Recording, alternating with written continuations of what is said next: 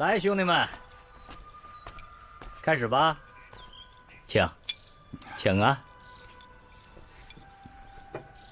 到哪儿吃哪儿的东西，浙江就是这绍兴的黄酒好，极品就是这30年的女儿红。等闲的人喝1斤就醉了。兄弟们，先把各自面前这坛酒给喝了啊！回头我再给大家准备一些，回京时一起装上船，回去给京里的锦衣卫兄弟们也尝尝。这黄酒为什么叫女儿红啊？习俗，绍兴人生了儿子便要为他酿些酒，埋在地窖里，取名叫状元红。说是等儿子中了状元以后，再拿出来大宴宾朋。我知道了，生了女儿埋下去，10几20年取出来，嫁人时再喝，就叫女儿红。兄弟好见识。我还是不懂，如果生的儿子没中状元，这酒岂不是可惜了？全国3年才中1个状元，就叫这名儿。等儿子娶媳妇时再拿出来喝就是。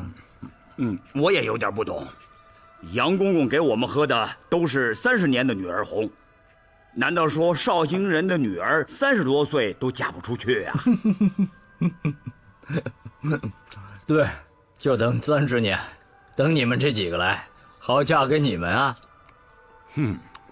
30如狼，嫁你们正合适。来，请。来。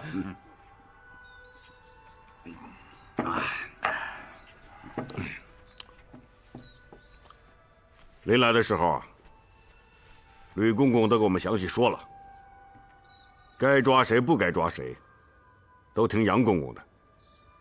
杨公公，什么时候动手？先抓哪个？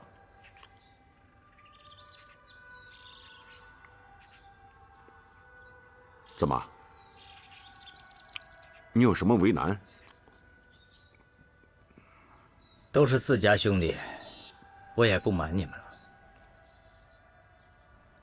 这次你们来，第一个要抓的人，便是我的搭档。搭档？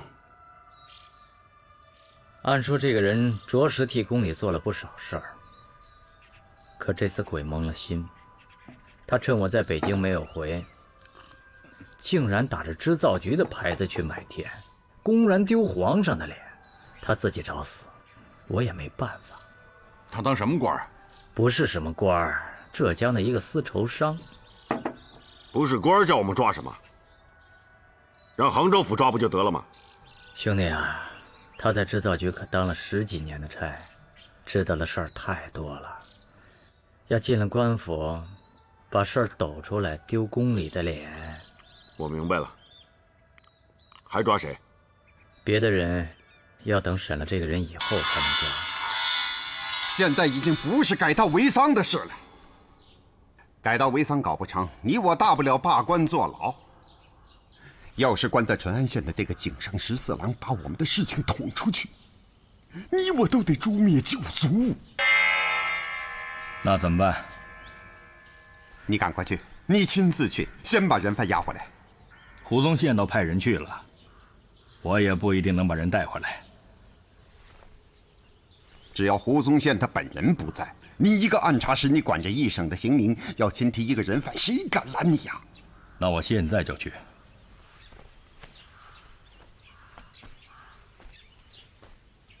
知道人犯押回来该怎么办吗？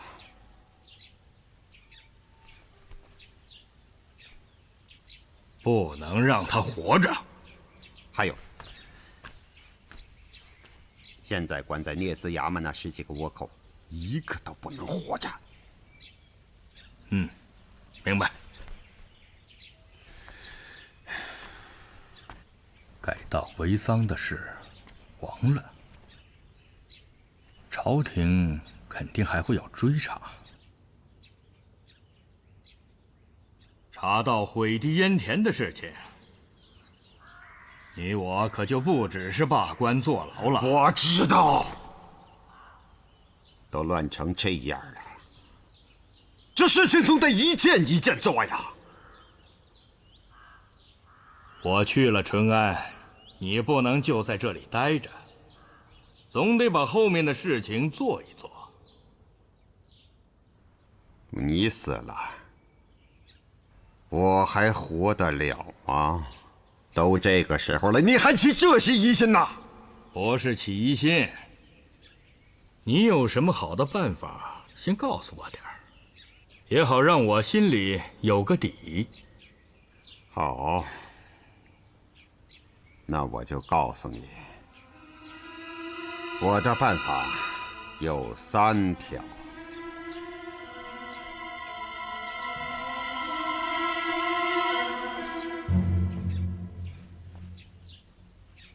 哪3条？一条是绳子，一条是钢刀，一条是毒药。哪一条都能把我这条老命结果了，这你该放心了吧？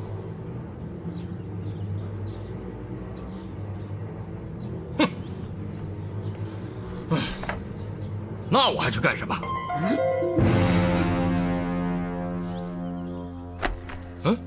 郑中丞，郑中丞，郑中丞！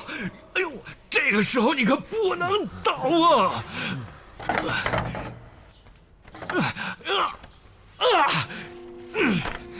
哎呀！听说杨公公已经回来了，你去淳安，我去找杨公公，这还不行吗？我的祖宗！哎呀，您早说不就行了？这是何苦呢？不能耽误了，快去呀！好，我去了。来人，快点，快点，给我救郎中！哎，来了，老郑，我走了。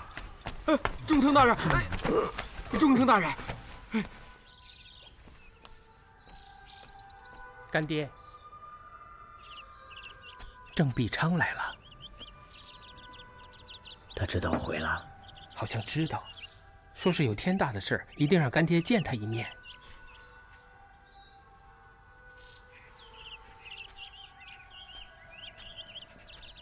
早晚要见，我看他说什么。几位兄弟啊，你们先在这慢慢吃着喝着，我马上回来。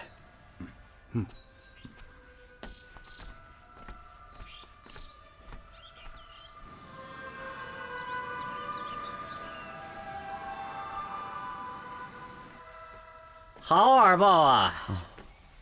我前脚刚回，您后脚就到了，怎么了？病了？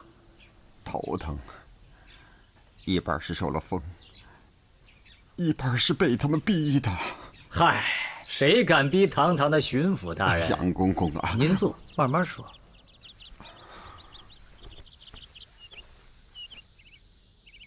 杨公公，沈医师做的事，您老知不知道啊？我刚回，正要找你们来问问这一项的情形。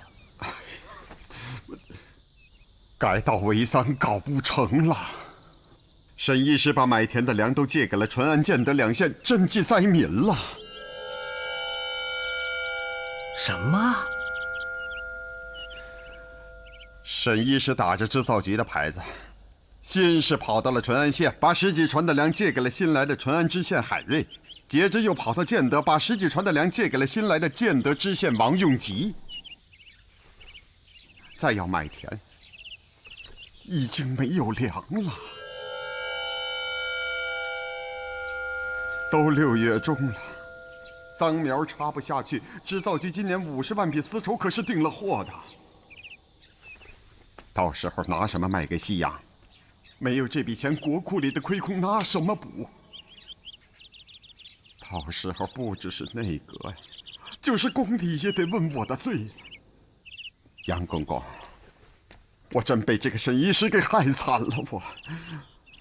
沈医师把粮食借给淳安和建德，这消息可靠吗？千真万确，护粮船的人都是省里派去的官军，是他们回来禀报的。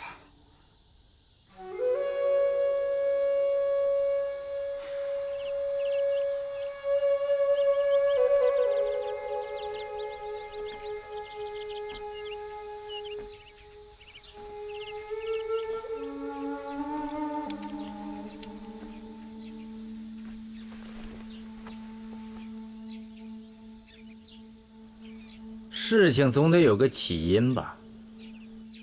好好的，沈医师怎么就会把粮食给震了呢？他做的事情都在他心里呀，那我们怎么知道他是如何想的？杨公公，得立刻把沈医师叫回来，好好问问他。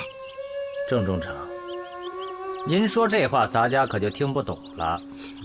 沈医师是打着织造局的牌子去买田，你何大人可是亲自到码头上去送的。苍天在上，他哪给我们透露了半点风声啊，我的杨公公？那买粮的船上都挂着织造局的灯笼，你们都没看见？我们看，杨公公，这船是织造局的。他们挂什么灯笼，那可不是我们地方官府能够管得了的。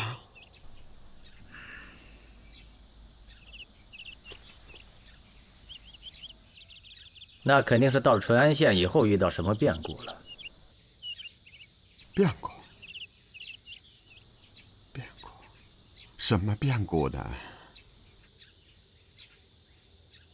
不是说淳安灾民通倭吗？原定6月初6要杀人，被那个新来的淳安知县海瑞给按住了，说有冤情。这事儿郑大人不会也不知道吧？杨公公，这个事情我知道。淳安县灾民确实向倭寇买粮了，那个海瑞借口没有口供，没有立案卷，就把这件事给顶住了，用意还是要抵制朝廷改道为桑的国策。哦，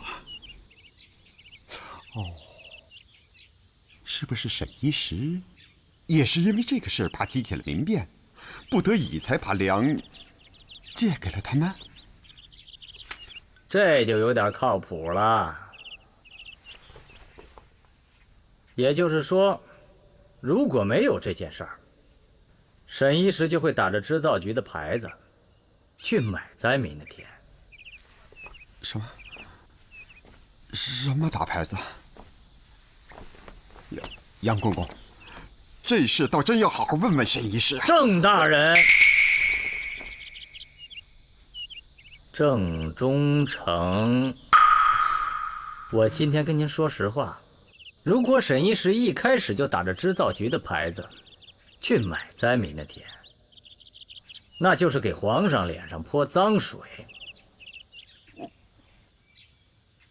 谁的主意？宫里自然会有人来问清楚。如果沈医师一开始就打着织造局的牌子去赈灾，那倒是给皇上脸上贴金呢。可改道为桑还搞不搞？是谁逼他那么做的？等沈医师回来，我一定会问明白。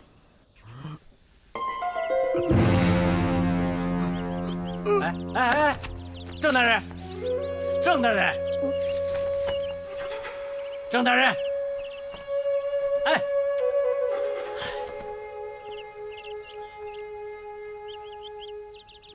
你装死！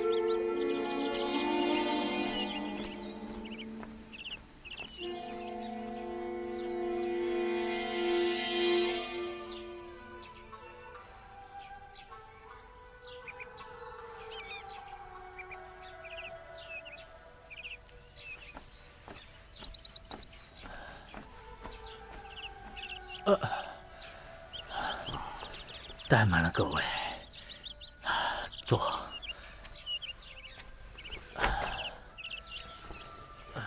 怎么了，杨公公？姓郑的给你气受了？岂止是受气呀，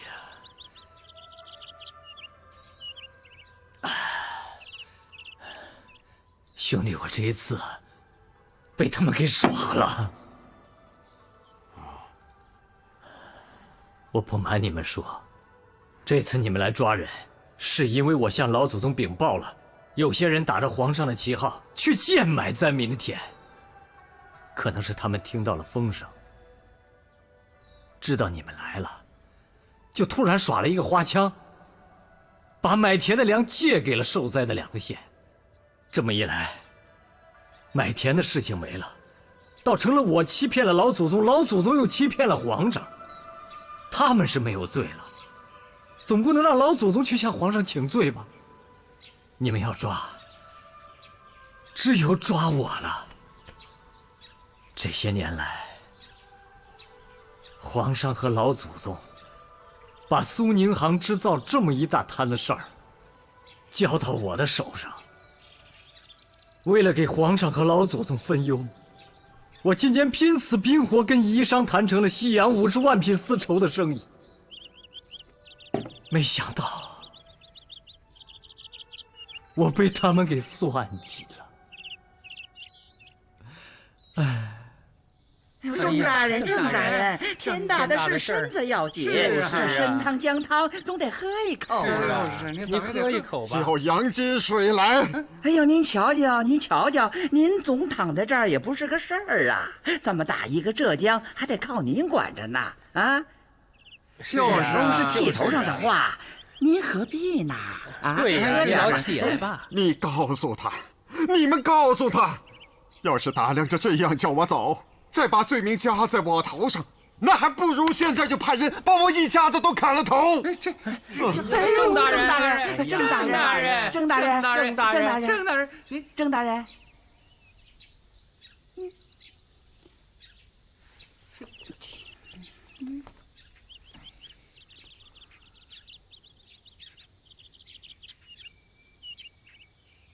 快去呀！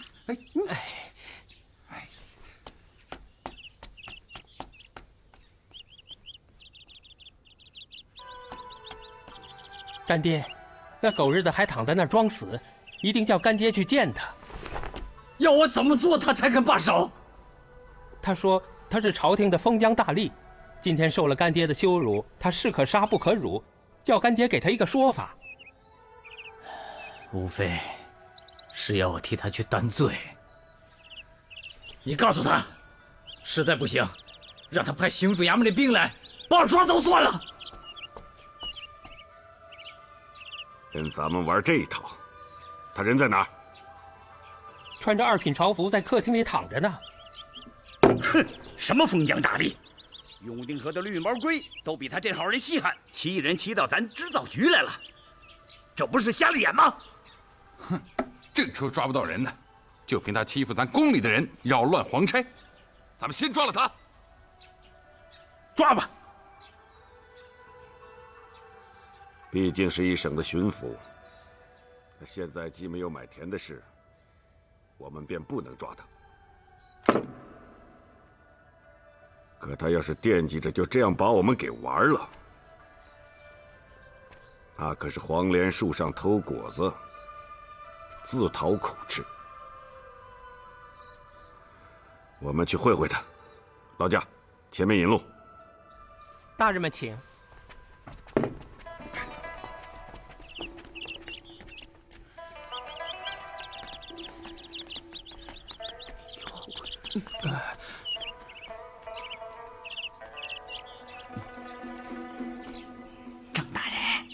郑大人，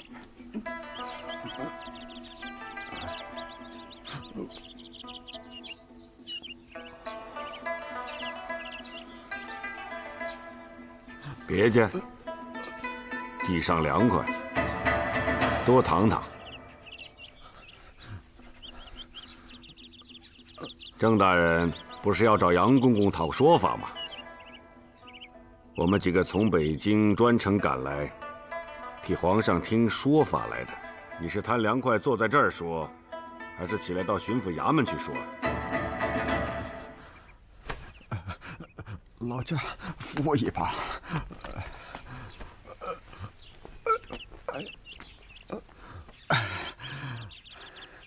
臣浙江巡抚郑必昌，恭请圣安。圣公安。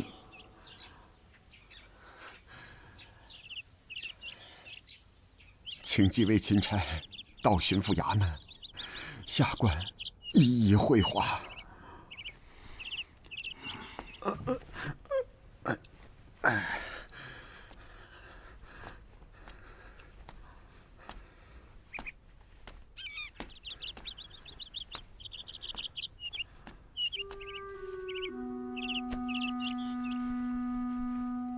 该说的，下官都说了。几位上差可以去问杨公公。下官在浙江当差这么多年，只要是宫里的事，哪一次没有尽心尽力呀？这一次实在是有些人在作祟，用意就是要违抗朝廷改道为桑的国策。请几位上差转告杨公公，千万不要误会啊！要说你自己说去。我再问你几句话，你要如实回答。上差，请问，沈一石打着织造局的牌子押粮船走，你和何茂才知道不知道？他是去买田，还是去赈灾啊？沈一石归杨公公管，下官确实不好问呐。你的意思，要是买了田，这个罪该杨公公担？不是这个意思。杨公公那个时候并不在杭州，有罪也应该沈一石担。沈一石把粮食都赈了灾，他现在没罪了。可当时打的是买田的幌子，这件事怎么说？这些下官确不知情啊。几位上差去问沈一石，便什么都知道了。沈一石是什么东西，也值得我们去问？我们奉诏命是来抓当官的。听你郑大人这么一说，你是一点过错也没有啊。那我们就只好抓杨公公回去交差了。上差，我刚才说了，杨公公那时不在杭州，他并无过错呀。先是买田，后是赈灾，800里加急送到宫里，把皇上都气得不行。现在你说自己没有过错，杨公公也没有过错，只是一个商人把我大明朝上上下下都给涮了。你们不要脸，可朝廷丢得起这个脸吗？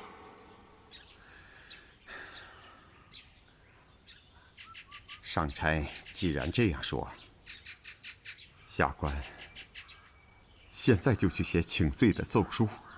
你不是没有罪吗？这个奏书怎么写啊？我是浙江巡抚，杨公公不在，浙江出了这么个事儿，怎么说我也有失察之过呀。不知这么写行不行啊？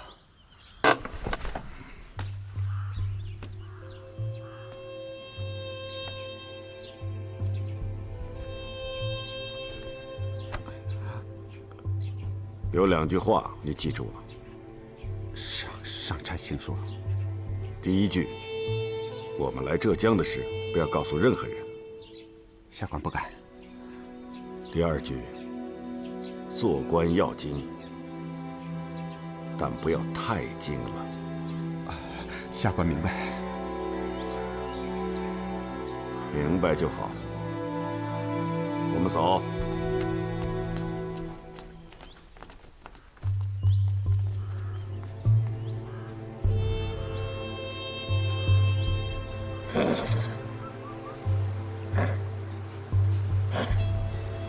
不是说那个姓沈的把粮食都赈了吗？这粮食怎么还在船上？是有点怪呀。难怪把皇上和老祖宗都搞混了。看样子，浙江这鬼地方真有名堂。你们几个在这里给马吃些水草，我先过去看看。记住，照商量的办，不要漏了身份。是。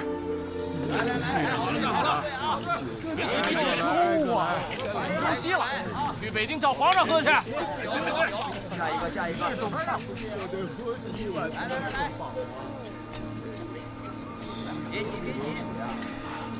老张，放粥了，你老不去领啊？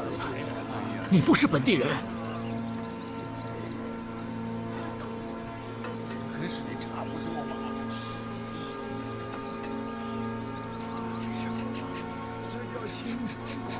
老张，我呀是做丝绸的商人，北方人。听说贵地遭了灾，生丝便宜，想来买些。我不管你说从哪里来的人，啊，你要是倭寇，就趁早赶紧走了。这儿可到处都是官兵。老张，你误会了，我不是倭寇。前不久就有倭寇假扮客商到我们这儿来卖粮换丝绸，把我们好几十个人都给拖累了，现在还关在大牢里呢。这一项，凡是有外乡人来买丝绸，见一个抓一个。有这样的事？哎，这官府他也不问清楚，总不能不分青红皂白的冤枉好人吧？哼，什么年头还分青红皂白？我们那些被抓的人，都是老实巴交的仓户，也不问口供，也不过堂，省你一句话，第二天就砍头。老张，您刚才跟我还说，那些人关在牢里吗？也是老天有眼呐，来了个海老爷到我们淳安，他第一天上任，省里头就让他来监斩。来的时候啊，还穿着便衣，好几百个兵跟着，也不说话，也不搭理人，一来就在大堂上坐着，啊，拖到53刻，他突然要看案卷口供，省里人拿不出案卷和口供，海老爷发了威，拿着一本大明律法，愣是不肯杀人，结果呀，把那些人从鬼门关给拖回来了。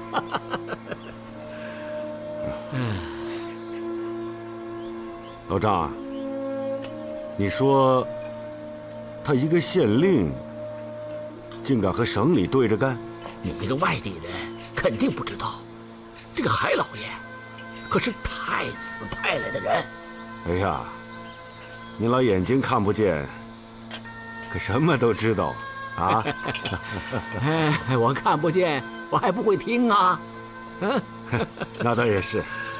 哎，我说老张，啊，你说这江上这么多粮船是怎么回事？皇上还是好的，太子爷也是好的，这才派了个海老爷来给我们做主。江南织造局一定是奉了皇上和太子的密旨，叫他们帮海老爷的忙，这才给我们送来了粮，借给我们渡灾荒啊！你说是吧？啊，你不相信？不是，我是说，这织造局把这么多粮食运到码头上，他也不卸下来，不借给你们？不是不借，是我们现在不愿借。可你们不是等着粮食救命吗？又为什么不愿借呢？这官府说了，借了粮以后要把田都改种桑苗，啊，所以大伙不愿借了。这种桑产丝，可比种粮卖钱快。为什么改种桑田，你们还不愿意去借呢？都6月半了，现在种桑苗，今年也收不了多少丝，到时候官府跟我们要粮，我们还不起，啊，那把我们田都收去了怎么办？这粮食啊，是皇上借给你们的，皇上不催你们还，你说，谁敢催你们还？说是皇上借的，还是那个大老板沈一石和省里的人抵不过我们海老爷，这才打着织造局的牌子借的。皇上离我们那么远，到时候海老爷要是升官调走了，那谁给我们做主啊？那怎么着？你们就这样跟官府耗着吗？只要官府不逼我们把田改种桑苗，我们就借。借了粮，赶插秧苗，到10月收了稻，还一半还有一半，这个灾年啊，便过去了。二老爷，二老爷，这是下乡吃粮的单子，您老看看是不是给签个字儿啊？二老爷，您还有功夫睡觉啊？二老爷，二老爷，哎呀，二老爷，行了行了，二老爷，您醒醒啊，二老爷！啊，一共吃了多少粮了？几天下来，已经吃了1船半了。哎呦，总这么吃下去哪是个头啊？拿粮买田，他们闹事；借粮给他们种桑也闹事，哪有这样的刁民呢？哎，天天那么吃下去，吃空了，这罪名还不是我来担着？从今日起，这单子我不批了，要批你们找海老爷批去。哎，二老爷，这可是您老说的，那小的这就去找海老爷，让他签字啊，就说是二老爷您说的。去。上面是恶官，下面是刁民，连你们这些当差的也来挤兑我顺儿。我说二老爷，这时运不好，也不是您老一个人走背字儿。您说您这上面当官的都没法担这个担子，那小的们在下边当差还怎么混呢？哎呀，担子拿来吧你。哎，二老爷。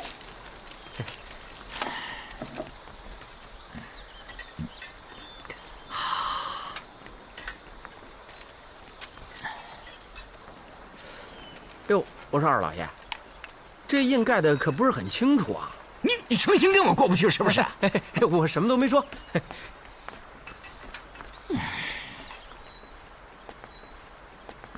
二老爷，二老爷，夫人给您老炖了一只鸡，说叫您老赶紧吃了，补补身子。哎呦，这什么时候？什么地方？你让我当着这么多灾民，你让我吃炖鸡？要不您老到船舱里去吃？去，吃不下。回来。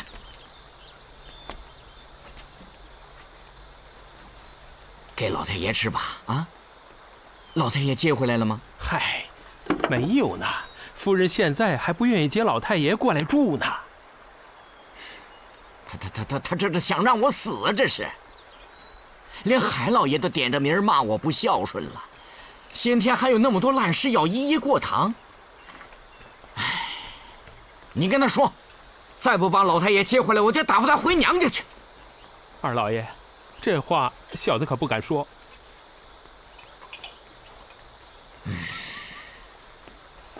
这个贱人呐！扶我起来，我去接老太爷。二老爷，我觉得您老不要去城里的好。怎么了？按察使何大人来了，带了好些兵，在牢里找不到人犯，现在正在衙门里跟海老爷打擂台呢。何大人来了，走的是哪条路啊？你怎么不早告诉我呀？见您老着急，怕您听了又心烦。何大人是中午来的，好像是从五石山那边进的城。又要出事了，又要出事了。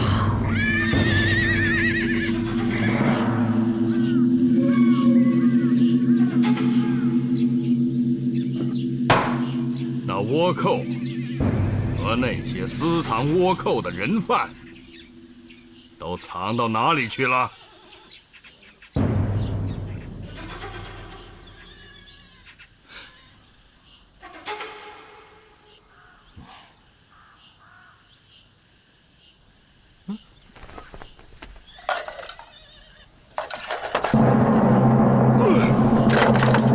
准备就绪。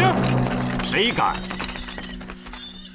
依照大明律法，凡是现任官，不管犯了再大的事，除非有诏命，上司才能动刑。你们有诏命吗？大人，同我是不赦的罪，他现在死里倭寇，杀也杀的，动机上刑，错不到哪儿去。大人，您是一省的刑名，这枪都撒了，总不能再捡还回去吧？我是淳安县的县任官，这里是县衙，我没叫你们进来，谁叫你们进来的？出去。大人，您老都看见了，这个姓海的是何等的猖狂。您老要是不便出面，到后堂歇着，我们来收拾他。他死你倭寇，我们治了他，到朝廷啊也有说法。海瑞，你都听到了？再不交出倭犯，打死你！这个罪名我还担得起。我没叫你们进来，你们听到没有？大人，动手吧！动手！来人！哎，干什么？将这2人赶出大堂！干什么？你们要干什么？我们是总督署的兵，奉胡部堂的命令，听海知县调遣。好，胡部堂那儿总得给我个说法。叫他们下去。是，下去！你们干什么？走！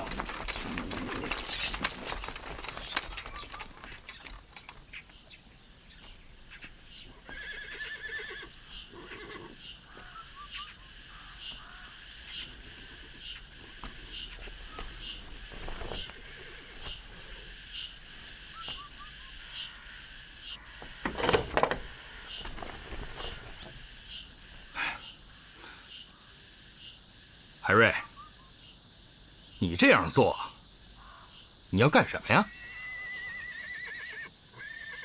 ？10天前，卑职就给总督衙门、巡抚衙门和按察使衙门上了呈报，齐大柱他们通倭的事有天大的冤情，请求上司衙门共同审案。可是时至今日，上司衙门并未审案，而何大人今天又来要把人犯带走。依照大明律，此与审案程序不合。要审你也得到省里去审，总不能叫胡部堂、郑中丞在你这个小小的县衙来审吧？卑职的呈报是上给3级衙门的，那么就叫总督衙门和巡抚衙门共同出具公文，把人犯带走。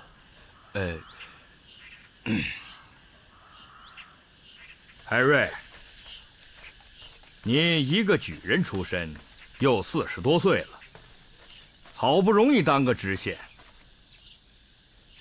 在官场上到处跟人结仇，你图个什么呀？何大人说我结仇，我跟谁结仇了？大人要是想摔东西，那就请将卑职这顶纱帽摔了。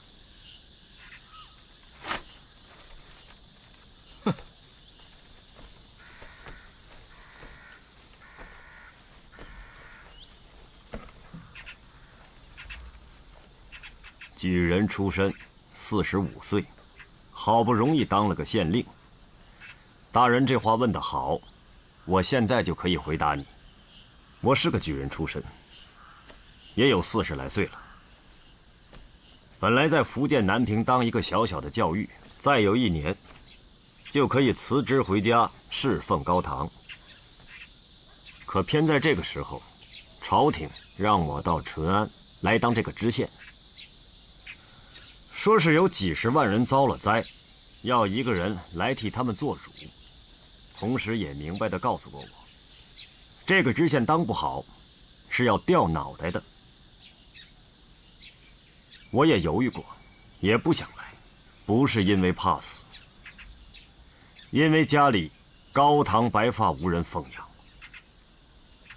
上面又答应了我，要是在淳安县殉了职，他们来替我奉养老母，忠孝技能两全，我就来了。何大人问我图什么，我什么也不图。人活100年，终是一死。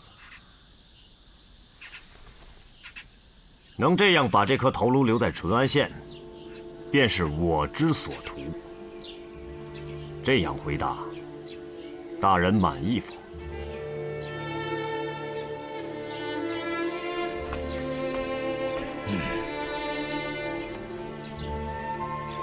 何大人，读书做官，无非是为了两端：一是效忠朝廷，二是为民做主。但凡两端都能兼顾，我海瑞也不是一定要跟上司为难。你说什么？大人管着一省的刑名，出现了倭寇，理应交给大人处置。可是淳安县现在正值大灾，几十万百姓弄得不好就会激起民变，齐大柱他们从倭寇手里买粮，究竟是何缘由？真审起来，恐怕谁也说不清楚。可捅到朝廷，便是惊天大案。